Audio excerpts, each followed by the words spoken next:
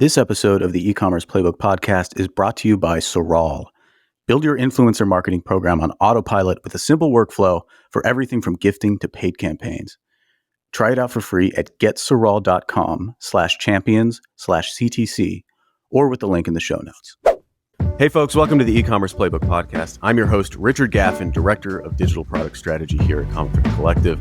And I'm joined this week, not by Taylor Holiday, but by our war reporter, our head of growth strategy, Luke Austin, who is back from paternity leave, sporting a paternity leave beard. Looks fantastic, very nicely trimmed.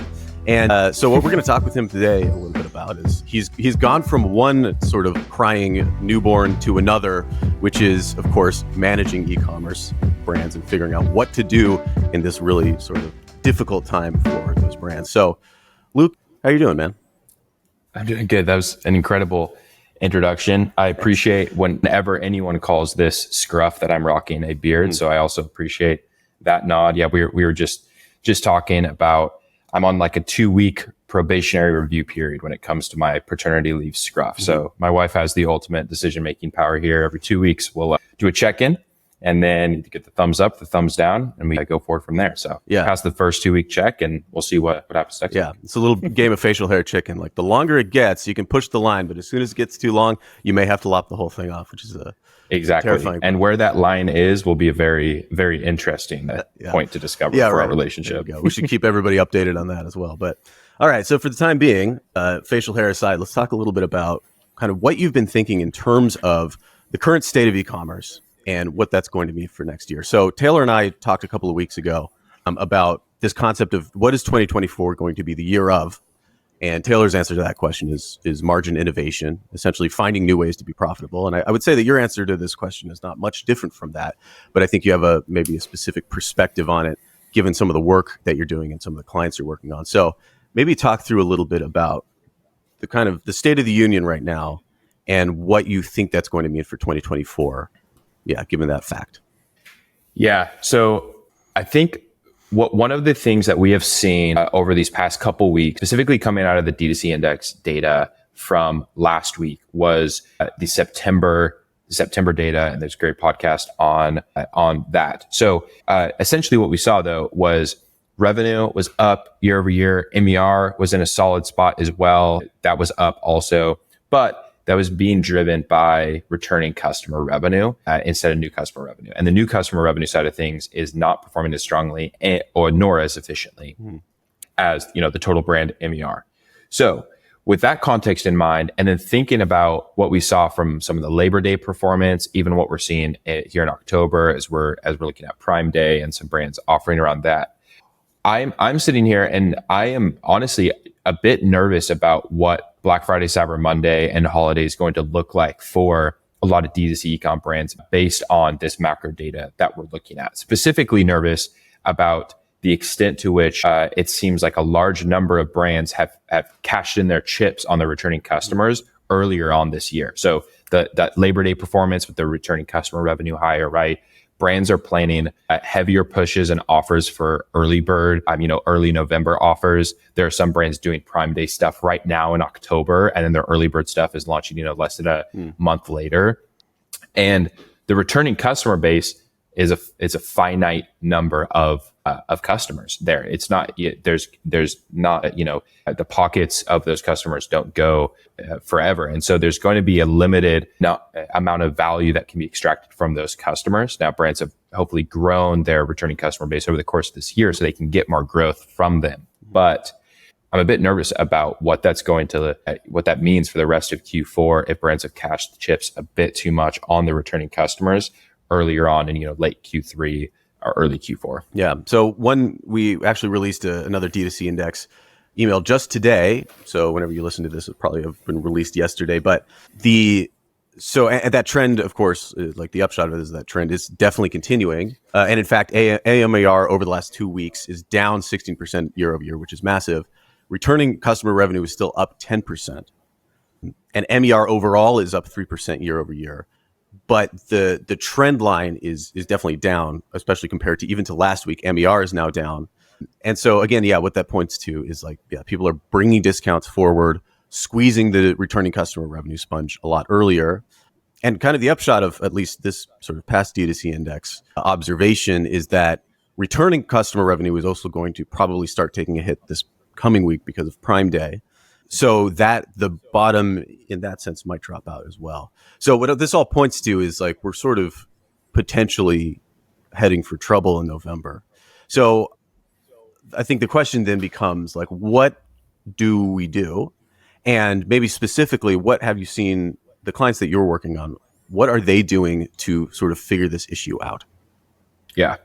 So in the midst of all of this going on, what we're seeing across the macro data set and what you just walked through, as the director of growth strategy, what I'm thinking through is, okay, what is it going to take in 2024 for brands to see continued growth, especially if they really lean into their, offer strategy, returning customer revenue, and the remainder of Q4, which, to be clear, is the time to do that. That's what we've communicated in terms of what our strategy is, right? 4 peaks, fourth peak, et cetera. So this is the time to do that. But the growth, to see growth in 2024, it's going to require thinking about something different than what's our next offer, what's the next marketing moment, what's the next sale that we're offering. And I think this is what bridges to Taylor's main point and your discussion around margin innovation. And so what we're going to dive into now is for the brands that we see achieving growth at scale, what does margin innovation activities actually look like to push that growth at scale? Yeah. So to sort of frame the margin innovation point another way, 2024 I think is really going to be the year of brands either living by their model or living to their model, or breaking the model for their brands by engaging in these margin innovation activities. Living by the model, this is connected to, what we do with our spend AMER, retention regression models. We get to a high confidence of if a brand continues their current trajectory, where is that going to land them in terms of their 2024 outcome? And then the question becomes, all right, are we going to just keep the status quo to live by that model? Or are we going to go after, incrementally new activities to break the model? So what does that look like to break the model for brands heading into 2024? We've got three different sort of case studies, examples that we'll walk through here. One from a personal care brand, one from apparel brand, and then one from a footwear brand, about what it takes for them to achieve consistent growth. And I think has some really good lessons for, medium to larger size D2C brands in the space. Cool. All right. Well, yeah. So let's jump into it. I'll just sort of maybe reiterate here. This is a little note that you sent over before we hit record. To break the model, brands will need, to achieve growth, brands will need to, one, sell more to their existing customer base, makes sense, and two, incrementally stack their acquisition funnel. So with that kind of as the frame in mind, let's jump into, let's say, our first brand, which is a deodorant brand. Talk to me about what they're doing to achieve both of those things: sell more to the existing customer base, stack their acquisition funnels, and avoid the sort of situation that e-commerce in general finds itself in. Yeah. So, and to be clear, these brands that we'll walk through are, let's say, greater than 50 million in D2C e-com revenue. So these are medium to larger size brands. And I think that's important to call out because it can be easy to think that for the smaller brands, the ones just getting into the space, there's more activity needed to break the model and engage in this way. And then for larger brands, they have greater awareness and affinity, and they can, they don't need to have this level of activity on their marketing calendar. But I just think that's not true. That's not what we see for the large brands that are consistently achieving growth. So for the personal care brand, this is what it takes for them. They launched 4 seasonal collections of brand new scents and SKUs for their core collections throughout every year. So major seasons, beginning of the year, spring, summer, and then their fall holiday have new scents that they're launching across their product categories for their core SKUs. In addition to that, they're doing 1 to 2 new product category launches per year. So incrementally new products that they're launching. I think, a different header or subheader on the website of a completely new category that they can sell products to. And then in addition to that, multiple offer moments, marketing calendar moments throughout the year in terms of sale, offer strategy, or brand collaborations as well. Mm-hmm. So it's pretty substantial in terms of the lift that's needed. This isn't just, hey, what are our four main offer moments or marketing moments throughout the year and we're dialed. This is 4 seasonal collections, a couple new product category launches, and then layer on those marketing and offer strategies on top of that. Right. Yeah. So it sort of goes back to the old adage that the most important part of advertising is the product itself. And the most powerful tool in some ways when we think about our sort of 4 Peaks marketing calendar system, this idea that you need to generate moments or rather create moments of revenue generation throughout the year. One of the most powerful tools to do that is to launch a new product. But in terms of lift, the easier thing to do, of course, is to run a sale or decide, today is going to be, whatever, it's deodorant day or something like that. When in fact, for this brand, their marketing, the cornerstone of their marketing calendar is consistent product launches, even to the point of expanding categories, which I think is pretty interesting. So, yeah. So, I mean, what goes into that? And so I imagine like it's a massive operational lift. There's a lot of planning that goes on. Like what does it take to make that happen? Yeah. So I think one important thing that it takes is a fundamental shift in terms of what is the highest impact lever that we can pull to achieve growth. Going back to that point that we made earlier, to achieve growth, brands need to sell more to the existing customer base and then to incrementally stack new acquisition funnels. And I think what we see a lot of is that there are certain brands that spend a lot of their resources, specifically the time, energy, spaces and meetings, thinking about what's the next campaign that we can launch on Meta that could, achieve scale at our ROAS target or increase our efficiency. And that's important, but that's a second priority, especially if, 50% plus of your revenue is taken up by returning customers. If you're trying to innovate margin and grow your marginal outcome for 2024, selling more to your existing customer base is going to be the most effective way to do that, way higher than, stacking new acquisition funnels. So to your question, I think that perspective in itself is what is the highest impact lever that we can have on growing our business, and then focusing time and resources accordingly to that. In this case, launching, finding new things to sell our existing customer base that are great products that they see value in is going to have an outsized impact versus thinking about a new campaign that we can launch on Meta, compared to what the impact on the business outcome will be. Gotcha. Okay, so I think that perspective is important, and then connected to that is then what is the operational sort of execution that it takes to get to that point. But first is in alignment on the brand side in terms of, yes, this is the most important thing that we should engage in to achieve our 2024 business outcome. Gotcha. Okay, so let's then jump to the apparel brand and talk about what they're doing, because it's similar in terms of their ability to launch new product, but obviously it's a different product altogether. And so what does it look like for them to innovate margin, let's say, or sort of prep themselves for next year?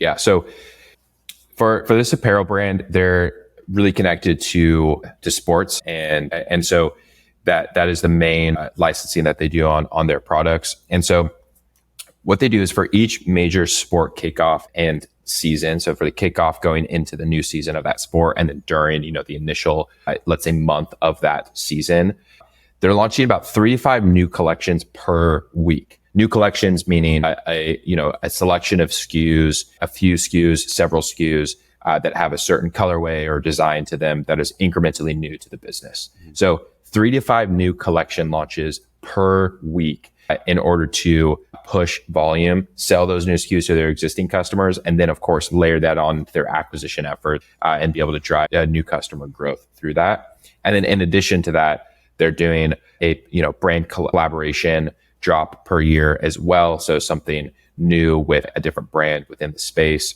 And then they have their core offer moments like most brands do that we'd associate with the 4 Peaks, Black Friday, Cyber Monday, and then earlier in the year as well. But I think what's wild is 3 to 5 new collection launches per week is what this very large direct-to-consumer e-commerce brand that we would all know and what it takes for them to push growth and on top line growth and margin growth consistently for them.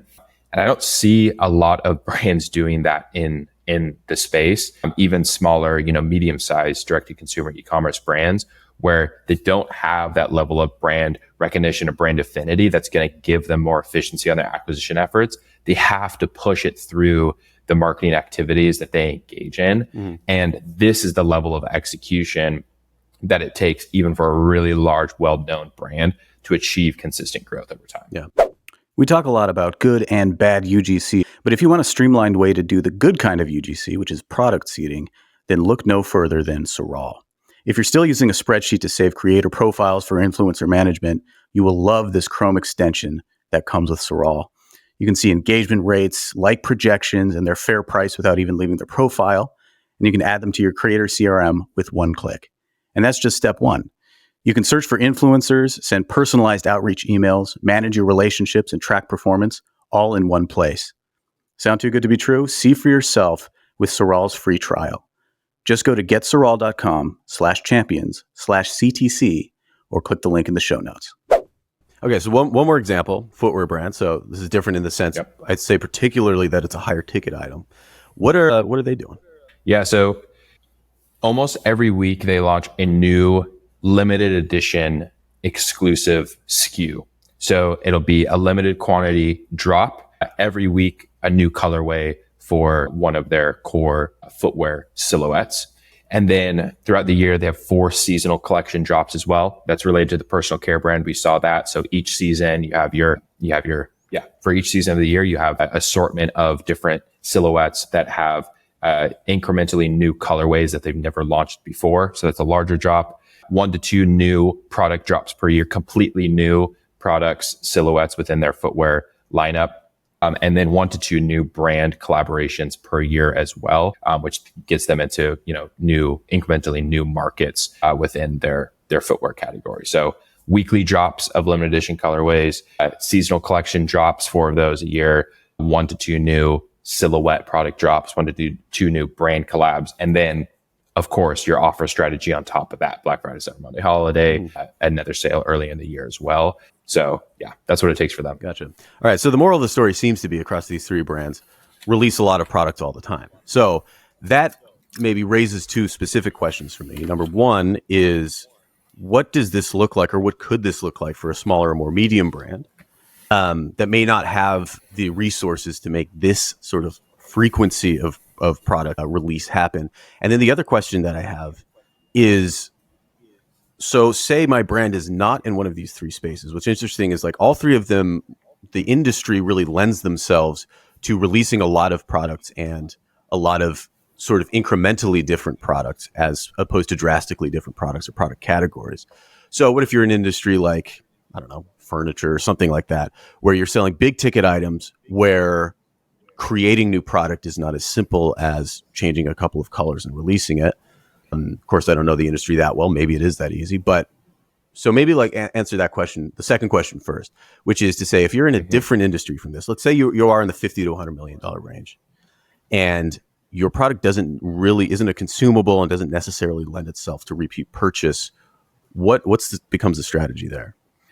Yeah. So for brands where it's a much higher percentage of new revenue coming in versus returning revenue, that has to be, that's definitely a consideration that has an impact here. But I would argue that for those brands, this is more important even than for brands that have that returning customer revenue, because each of these initiatives, activities also is fuel for the acquisition side of things. So each of these drops, each of these new collections are most likely during that same time period, your highest performing meta acquisition campaigns, your top selling products within your PMax feed, right? So like these are going to perform really well on the acquisition side and give fuel for that fire.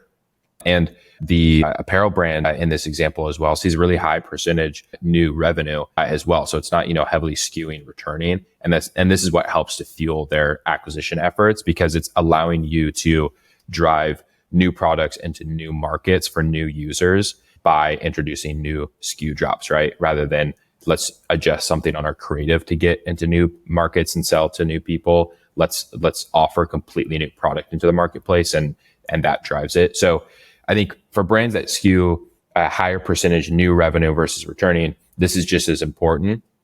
And to the first question about for categories where maybe this isn't where this is more difficult to make changes like this, I think this is difficult for every category, because personal care, for example, requires formulation and testing of those products, the effectiveness of them, right? In addition to the new scents or the new packaging or whatever it might be.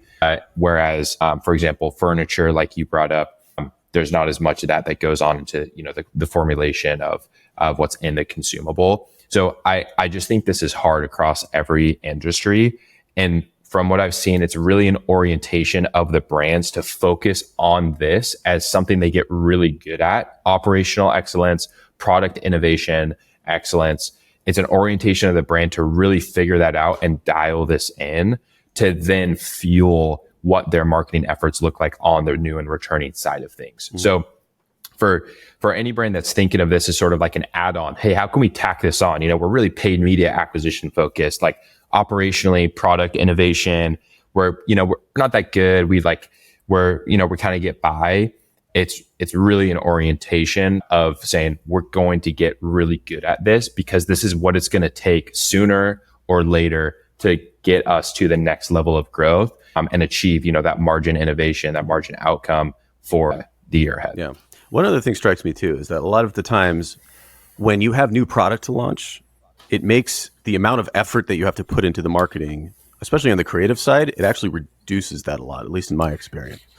Where if the product team is doing their job, let's say, and actually let's say like your brand is focused on new product drops, all that the creative really has to be, is particularly to the returning customers, is just a picture of the new product and an announcement that the new product has arrived. And all of a sudden, all of this sort of stuff that you have to bang your head against the wall about in terms of like creative innovation and thinking of like, what's the right angle? What's the perfect creative? Like, what's an evergreen thing that's going to work? All of a sudden, all of those problems are almost instantly solved by the fact that you have something new to show and something new to talk about. So in that sense, it is a shift of effort away from having to sit around and try to create the most creative ad campaign, let's say, and towards putting the creativity maybe where it counts the most, which is in the product development. Yeah. Yeah. Or at least it gives you both options, right? Yeah. Where you can lead with that product release and then you can layer on the creative innovation to sort of fuel that to the next stage. It's really like the product launch is like the wave, right? It's like the moon and the wave is being driven in. And then the creative marketing side of it is then saying, okay, where is this wave going to break? Where is it going to ride the best? And you can sort of fuel it to that next level rather than, hey, let's try to create all this energy from the creative and media side of things. Yeah, that's a good way to put it. Like the creative, I think people too often think about the creative as the breakthrough itself. Like if we just found the right creative, we would be able to start the fire. When in fact, like the purpose of good creative is to maybe optimize or to take advantage of something that's the momentum that already exists. It's to harness a force that already exists rather than to create it from scratch. And that's where kind of like the product really drives that. So then the other sort of thing that I think would make sense to discuss, and maybe the answer is it doesn't look much different, but for a smaller brand, let's say sub 50 million, in a different growth stage, to what extent is product development, is this going to be the key to margin innovation next year? So I think every brand is going to have to figure out how to sell more to their existing customer base. So that's really the question to contend with is, what is it going to take to deliver more value to our existing customer base that's going to drive our growth? And if brand is 50-50 new versus returning revenue, trying to drive whatever growth is needed all through acquisition is going to be very costly and difficult. So achieving that growth through the existing customer base is really the question to contend with. I think it's going to be different for everyone. Even in these examples, we saw slight variations in terms of one leaning more on weekly drops of a slight colorway variation versus another really leaning into sports moments for the personal care brand focused around those seasonal collections, those four main pillars as their focus. So I think that'll look different for each one. But the question of what does it take to get our existing customer base to buy more products and to deliver them really valuable products is going to be the question to contend with, and is going to require making current products better in some way, finding ways to do that, making current products novel in some way. I think that's, where the colorway variations, seasonal collections can come into play, where we have a really solid product, but how do we make this novel and new? An example that comes to mind is one that Mike Beckham gave about Simple Modern on one of the recent Operators podcasts. And different colorways of the same water bottle perform very differently for different customer segments, right? So you have a really strong product, you have this water bottle, having a different colorway of that water bottle can bring outsized impact on the revenue and margin side of things. And so for every brand, there's going to be something like that example where you can deliver more value to your existing customer base by thinking about your product set, the market that you sit in, and what can we innovate, what novelty can we bring to those customers. Yeah. There's essentially like a new product drop, of course, does not have to equal coming up with a brand new product and manufacturing the whole batch from scratch or whatever. It can be as simple as, again, changing the color makes a ton of sense. Making small tweaks to just elements of it to make it just seem new in some way. So it doesn't necessarily require an overhaul of your systems. It just requires like being creative about what your product is and what is going to come off as novel to your specific audience. So, okay, one other question then that I had is, out of the 50 to 100 million brands that we look at, what percentage of them do you think are doing this, are actually going out and executing the frequency of product drops that they're going to need to succeed or thrive next year? All of them that are growing consistently are doing this in some way. I haven't seen a brand that is achieving growth over a long enough period of time, let's say like over a year, that's not engaging in this level of activity and execution. An example of another apparel brand that sits in this revenue category that we've seen over this year is that they actually took the focus of creative innovation this year, rather than product-led innovation that we've been talking about, and they've really struggled because it didn't have near the same amount of impact that the investment in new product categories or aligning with different brand collaborations to branch out had. And so that's an example that's on the forefront of my mind that I've seen, kind of comparing to this, where the creative innovation has sort of took the front seat, and the same impact wasn't there as in the years past when they've really led with product and collaboration. So everyone, you can, maybe for 6 months to a year, sort of fake it and ride the wave of the returning customer revenue. That's what we're seeing. And that's what makes me nervous as we're looking ahead at the remainder of Q4 and going into 2024, is that works for a certain amount of time, but to achieve this over a longer period of time, it's this level of execution and operational excellence and delivering great products, that this is what I see driving growth for the big brands that we work with. Yeah. All right. So long story short, figure out how to operationalize product innovation and do it frequently if you're not already, because that's basically going to be the key to succeeding in the coming months and through 2024. So, Luke, anything else that you want to tell the people? Anything else you want to hit on this subject? I think what's just become really clear to me over the past couple months is how difficult this really is to execute well. And the brands that have figured it out, it's taken time to get there. It isn't something that they brought in a team that just knew how to do this sort of thing for that brand and unlock this sort of growth. It took time and a persistent focus to make this the orientation of what the business focuses on as the highest impact lever they can pull to grow their business over time, then building that up and then executing it consistently week after week, month after month, year after year. And so I guess that would be my encouragement as we wrap up here, is that this is really challenging and it takes time to build up to this sort of thing. So if brands who are, wanting to build up to this level of execution, just to be cognizant of that, it's going to take some time, but it's going to be well worth it once that foundation is laid. There may be a hit in the near term, the next 6 months to a year, as you focus less on immediate revenue hits, promotional strategy, offer strategy, but it's going to be well worth it for the long-term growth of your business to lay this sort of foundation and orientation of how you pursue growth. That's right. So grow your business the way that Luke's growing his beard, growing it out slow, careful trimming, making sure it doesn't get too unkempt. And it takes slow and steady wins the race. Exactly. Right. And it takes time. It takes time. Exactly. Great. Luke, well, appreciate you joining us. Thank you so much, as always, for your insight on what's actually going down in the world of e-commerce. All right. And folks, thanks for listening, and we'll talk to you again next week. All right, take care.